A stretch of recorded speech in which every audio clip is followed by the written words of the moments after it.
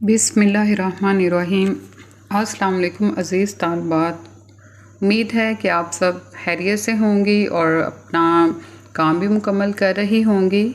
आज lecture number 3 में आपको खुशामदीद। आज हम उर्दू अलिफ़ का करेंगे यूनिट नंबर 3 मादरे मिल्लत, और उर्दू बे में होगा हद, मुतज़ाद और तफ़हीम। इसलिए सब अपनी किताबें अपने पास रख लें ताकि जो काम नोट करना है वो आप नोट करती जाएं और आपको अच्छी तरह समझ आए। सबसे पहले होंगे हमारे मुश्किल अल्फाज के मानी।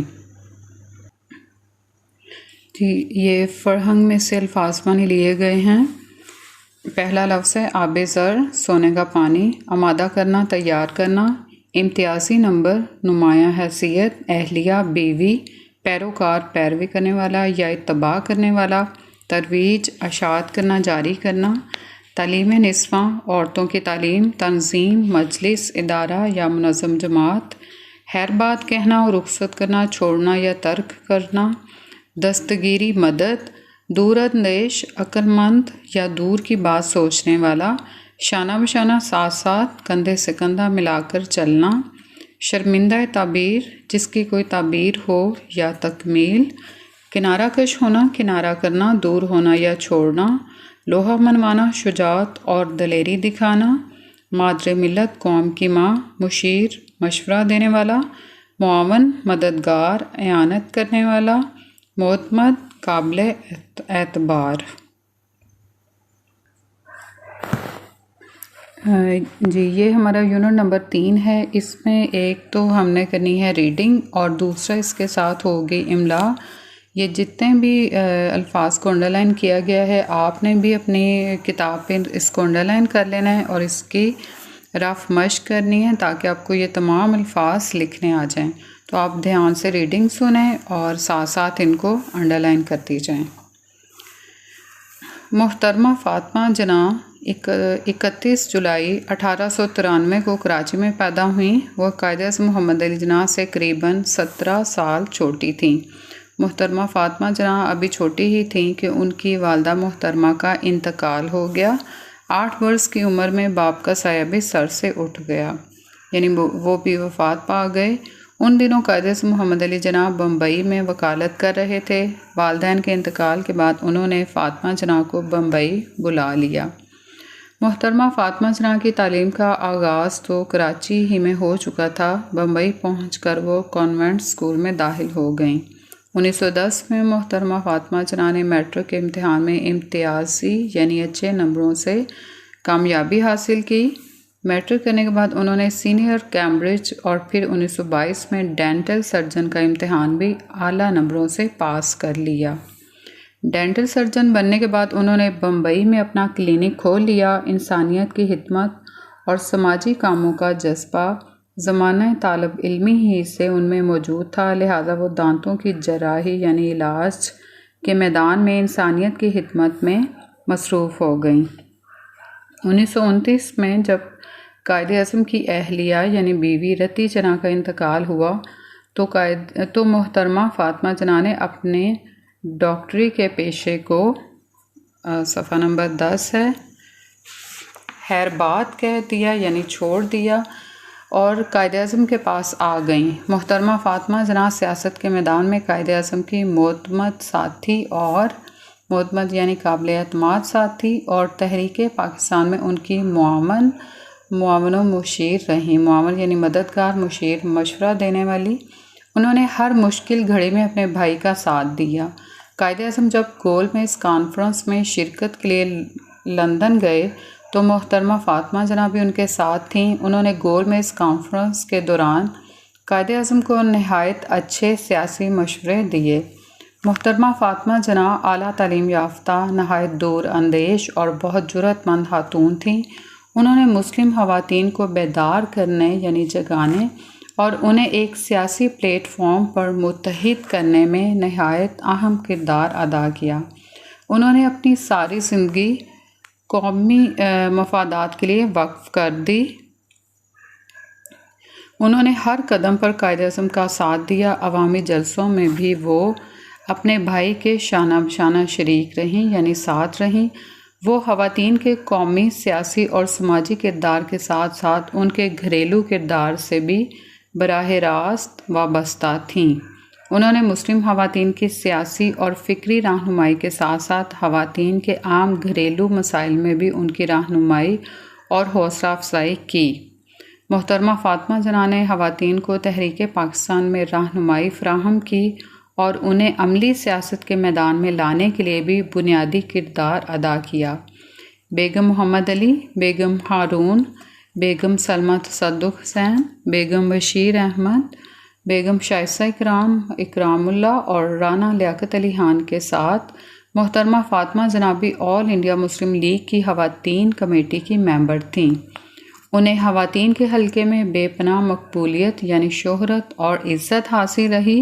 वो ख़वातीन को अमली सियासत में आने के लिए आमादा करती और उन्हें कौमी मैदान में हर किस्म की कुर्बानी देने की तरगीब देती थीं।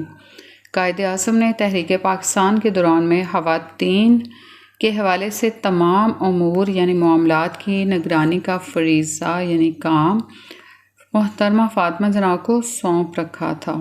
कोयटा के मुकाम पर ख़वातीन से खिताब करते हुए मोहतरमा फ़ातिमा जना ने फरमाया, अब तक हम मुसलमान ख़वातीन ने अपनी कौम की कोई ख़ास मदद नहीं की। हालांकि अगर हम लोग भी चाहते तो बहुत कुछ काम का हिस्सा बटा सकते थे। इस वक्त हमारी ज़रूरतें 4 हैं, यानी इक़्तिसादी, माली, मुआशरती, तालीमी और सियासी। हमको चाहिए कि हम में से हर एक जिससे जितना हो सके अपनी क़ुव्वत और अपनी हैसियत के मुताबिक अपने ख़ानदान, अपने हमसाए, सफ़ा नंबर 11 है, अपने दोस्तों और अज़ीज़ों में अमली क़ुव्वत की रूह फूंक कर उसमें कौमियत का जज्बा पैदा करे। इस तरह हम अपनी कौम की कुछ मदद कर सकते हैं। क़याम पाकिस्तान के बाद भी उनकी कौमी खिदमत का सिलसिला जारी रहा। उन्होंने बीमारी के दौरान में कायदे आज़म की बेपनाह खिदमत की। वो हमा वक्त यानी हर वक्त उनके साथ रहीं। सरकारी कामों में भी उनका हाथ बटाती रहीं, मदद करती रहीं।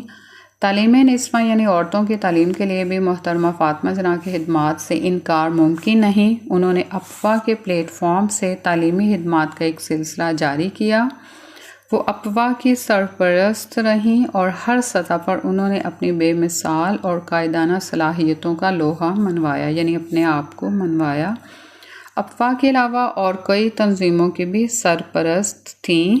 उनकी ये सरपरस्ती बराए नाम नहीं थी, बल्कि हर तंजीम के दायरा कार में रहते हुए यानी हदूद में रहते हुए उन्होंने एक कारकुन की हैसियत से अपने मनसबी फ़राइज़ को पूरा करने के लिए काम किया। क़याम पाकिस्तान के फ़ौरन बाद पैदा होने वाले मसाइल के हल में वो अमलन शरीके कार रहीं यानी शामिल रहीं। ख़ास तौर पर मुहाजिरीन की आबादकारी और कश्मीरी मुहाजिरीन की दस्तगीरी यानी उनकी मदद में उनकी खिदमत आबे ज़र यानी सोने के पानी से लिखने के लायक हैं। कायदे आज़म की वफ़ात के बाद वो अमली सियासत से किनारा कश हो गई, मगर समाजी हवाले से उनकी खिदमत का सिलसिला जारी रहा। मोहतरमा फ़ातिमा जना अज़ीम खातून रहनुमा थीं। कौमी और मिली खिदमत के हवाले से कौम ने उन्हें मादरे मिल्लत यानी कौम की माँ का लक़ब दिया। वो सच्ची और पुरखुलूस मुसलमान थीं। आला अंग्रेज़ी तालीम और तरबियत के बावजूद वो इस्लामी तालीमात की सच्ची पैरोकार थीं, यानी उनकी मानने वाली थीं।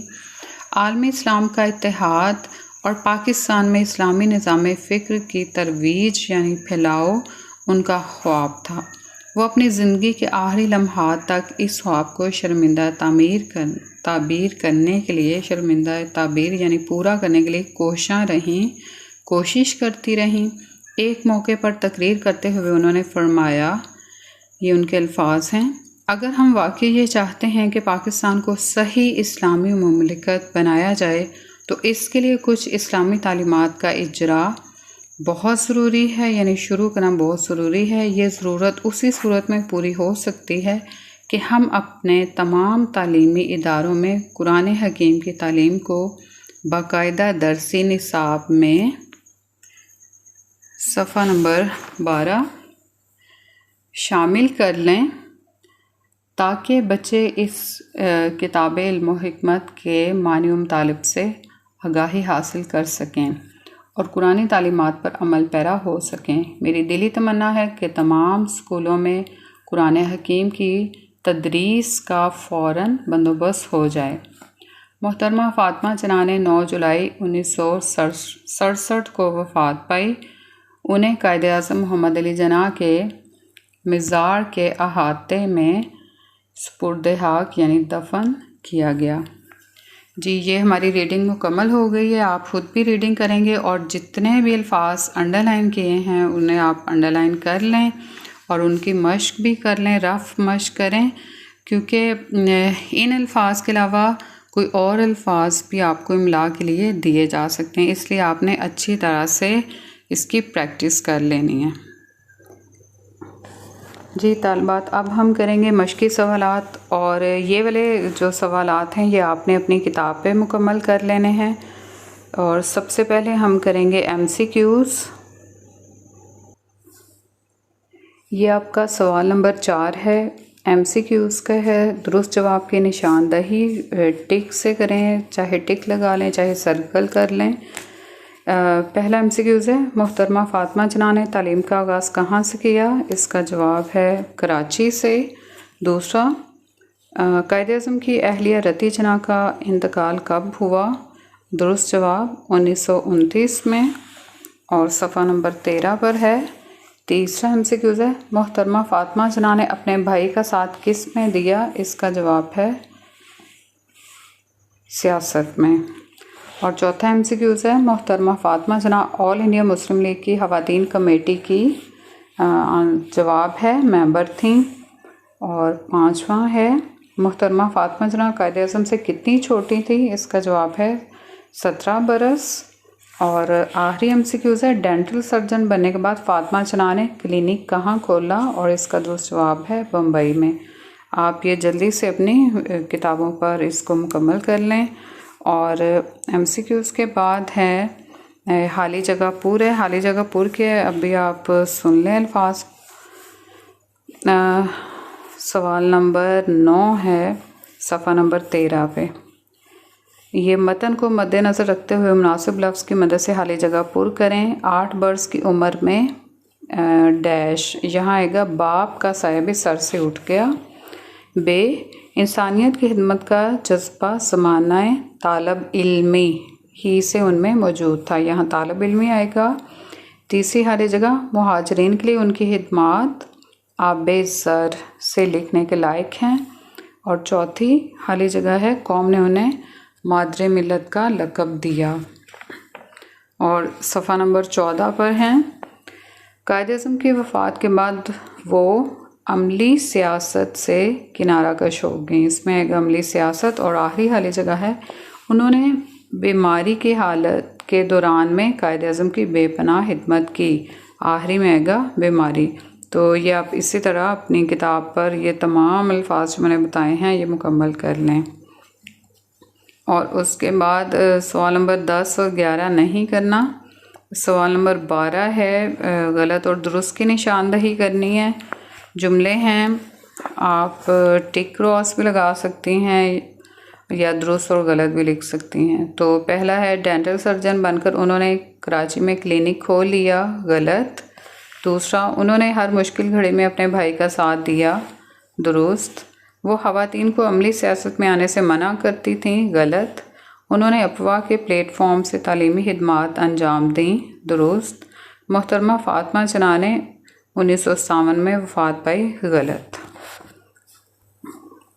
और ये सवाल नंबर 9 जो हमने हाली जगह पुर का किया है, ये उसके अल्फाज हैं। यानी पहली जगह में आएगा बाप, दूसरी में तालब इल्मी, तीसरी में आबे सर, चौथी में मादरे मिल्लत और अगली है उसमें अमली सियासत, पाँचवीं में, और आखिरी हाली जगह में बीमारी। तो इस तरह ये जो हमारे मश्की सवालात हैं किताब पर होने वाले, ये आपने अपनी किताब पर अपनी अच्छी सी लिखाई में मुकम्मल कर लेने हैं।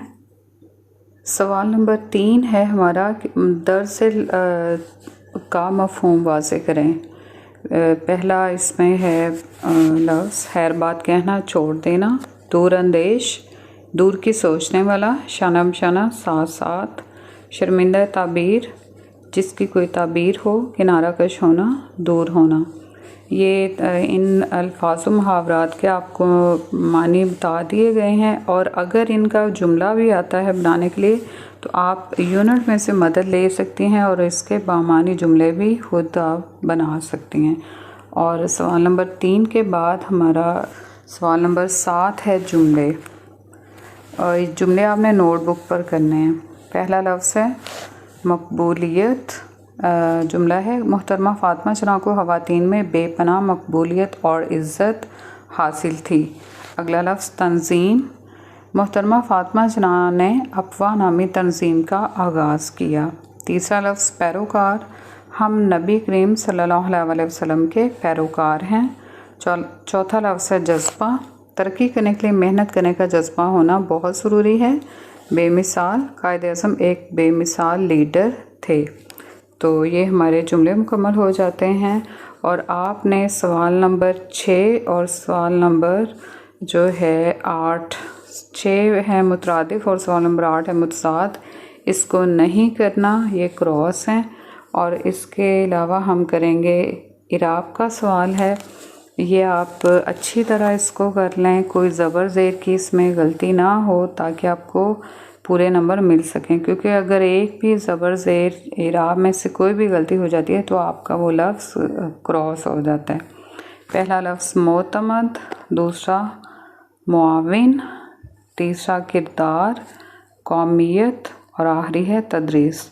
तो इस तरह ये आपने तमाम मश्क जो है वो मुकम्मल कर लेनी है अपनी किताब पे, और जुमले जो हैं वो आपने अपनी नोटबुक पर, जुमले और सवालात जो हैं, सवालात अभी करेंगे, जुमले और सवाल आपने अपनी नोटबुक पर मुकम्मल करने हैं। से सवाल लिख लेंगे और जवाब जो हैं वो यहाँ से नोट कर लेने हैं।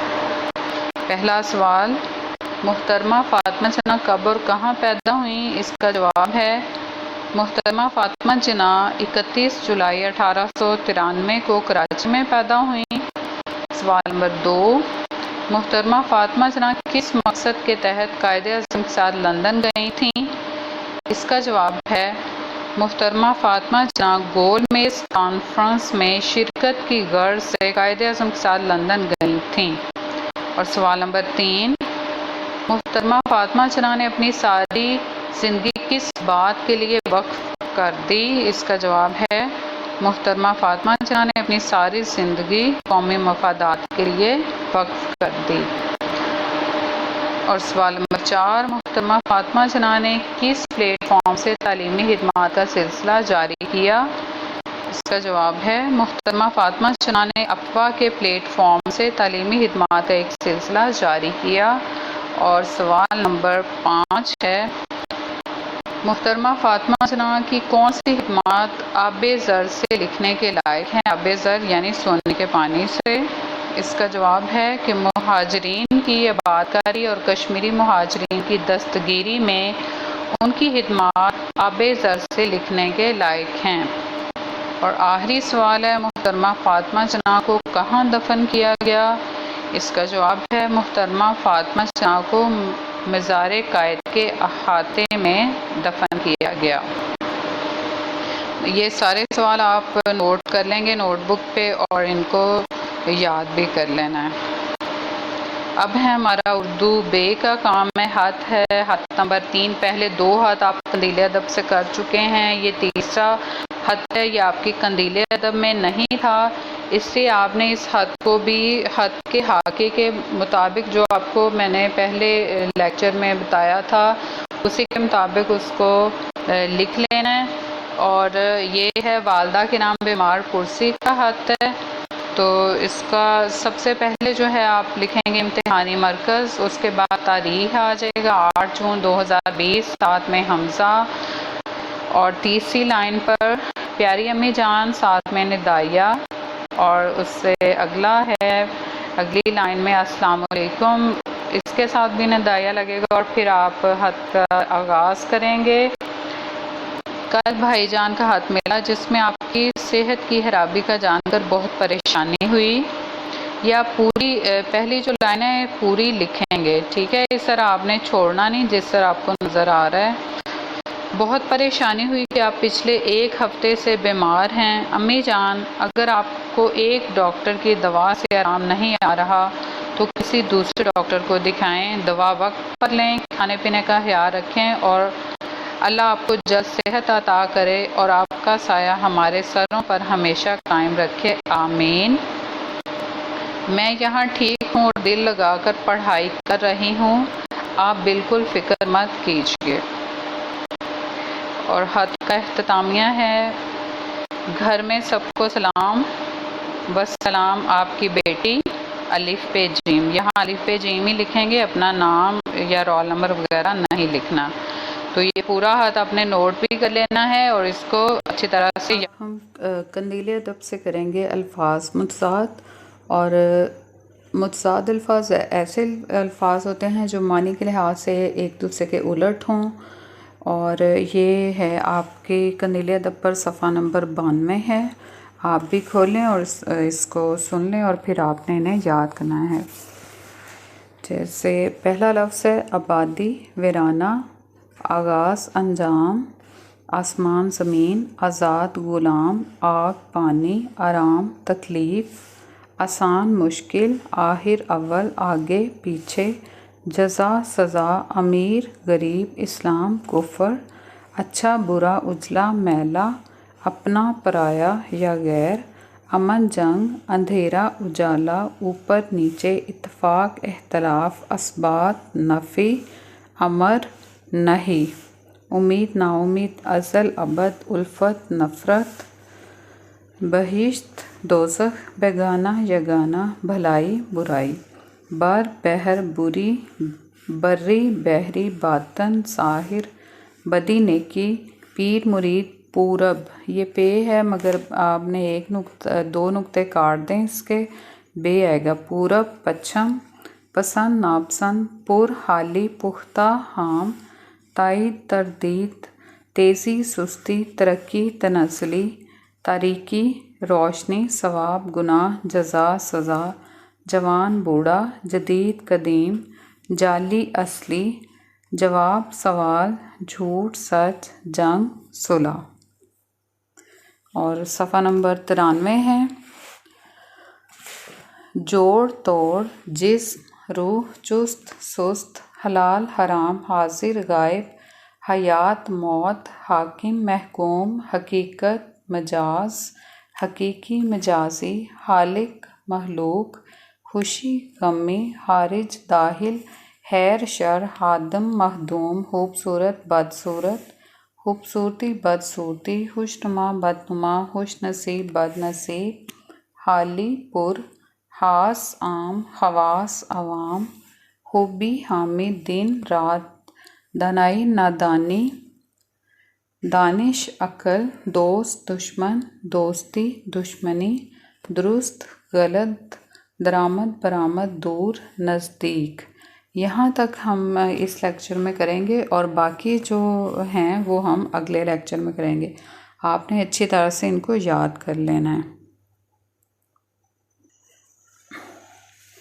जी। ये तफ़हीम है हमारी अब, और तफ़हीम के कुछ असूल हैं। तफ़हीम का मतलब है दूसरों को समझाना या खुद समझना, इसलिए इसके कुछ असूल दिए जा रहे हैं। आप इन तमाम असूलों को खुद अच्छी तरह से पढ़ लें और इसके मुताबिक कोई भी तफ़हीम आती है सीन या अनसीन, आपने उसको मुकम्मल कर लेना है।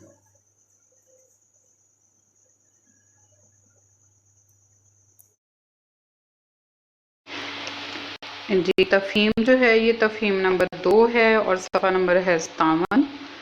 तो ध्यान से इसको सुन लें। एक चिड़िया ने एक खेत में घोंसला बनाया। वो जब दाना ढूंढकर चुगने घर से निकली तो जाते जाते बच्चों से कहने लगी, बच्चों मेरी गैर मौजूदगी में जो कुछ देखना और सुनना मुझे बताना। एक रोज चिड़िया घर लौटी यानी वापस आई तो बच्चों ने कहा, माँ आज खेत का मालिक आया था, वो फसल काटने के लिए मोहल्ले वालों को बुलाने गया है। चिड़िया ने बच्चों से कहा, बच्चों फिक्र की कोई बात नहीं, आराम करो। दूसरे दिन चिड़िया घर लौटी तो बच्चों ने कहा, माँ खेत का मालिक आज दोस्तों से कह रहा था कि तुम लोग कल आओगे तो फसल काटेंगे। चिड़िया बोली, बच्चों परेशान ना हो, कोई खतरे की बात नहीं, तीसरे दिन जब चिड़िया घर लौटी तो बच्चे बोले, माँ, खेत का मालिक आज फिर अपने बेटों के साथ आया था और कहता था कल वो खुद फसल काट कर शहर ले जाएगा। मामला खतरनाक हो गया है। चिड़िया बोली, जब कोई दूसरों पर भरोसा करना छोड़ दे और अपना काम खुद करने की ठान ले यानी इरादा कर ले, तो समझो बेशक वो काम हो जाएगा। जी, यहाँ तक रीडिंग हुई हो गई। अब देखते हैं कि कौन से सवालात हैं और उनके क्या जवाबात हैं। जी, इसका पहला सवाल है,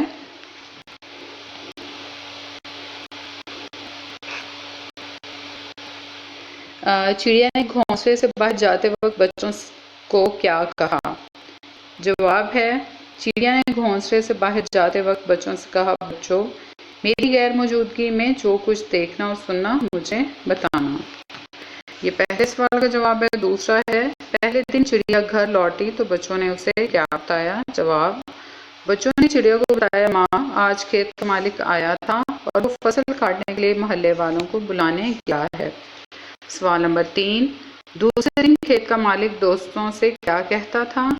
जवाब, दूसरे दिन खेत का मालिक अपने दोस्तों से कहता था कि तुम लोग कल आओगे तो फसल काटेंगे। चौथा सवाल, तीसरे दिन बच्चों की बात सुनकर चिड़िया क्या बोली? जवाब, चिड़िया बोली, जब कोई दूसरों पर भरोसा करना छोड़ दे और अपना काम खुद करने की ठान ले, तो समझो बेशक वो काम हो जाएगा। आखिरी सवाल, दूसरों की मदद के सहारे जिंदगी गुजारी जाए तो क्या नुकसान होता है? जवाब है, दूसरों की मदद के सहारे जिंदगी गुजारने से ये नुकसान होता है कि काम कभी मुकम्मल नहीं होता, यानी अधूरा रहता है। ये सवालात हैं और इनके जवाबात आपने अपनी कंदीली अदब पर मुकम्मल कर लेने हैं और ये सिर्फ मश्क के लिए है। अब बारी है घर के काम की। उसमें आप करेंगे सवालात के जवाबात और जुमले आपने नोटबुक पर लिख लेने हैं और बाकी मश्क को याद करना है। ख़त और मुतसाद भी याद करने हैं और तफ़हीम जो है वो आप अपनी किताब पर मुकम्मल करेंगे। आपको कोई भी अनसीन तफ़हीम जो है वो दी जा सकती है, इसलिए आप असूलों के मुताबिक उसको मुकम्मल करेंगी। और इसके बाद उम्मीद है कि आपको सारे काम की समझ आ गई होगी। आपने उसे लिख भी लेना है और याद भी करना है। अल्लाह ताला हम सबका हामी नासिर हो। अल्लाह हाफ़िज़।